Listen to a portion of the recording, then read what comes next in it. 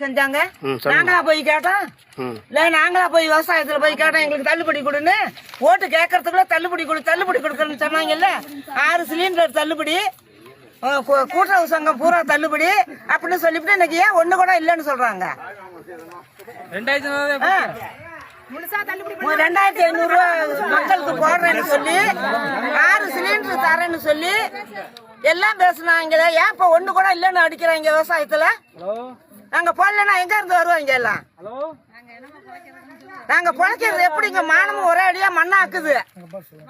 காட்டுல இல்ல சோளம் உரம் 2100 விக்குது, சோளம் 1700 போட்டா நாங்க எந்த இதுல மிஞ்ச முடியும்?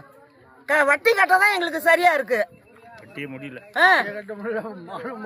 மழை வேற இல்ல, என்ன பண்ணறதுங்க? நாங்க ஏன் தள்ளுபடி தாரேன்னு சொன்ன வாய எதுக்கு விட்டா?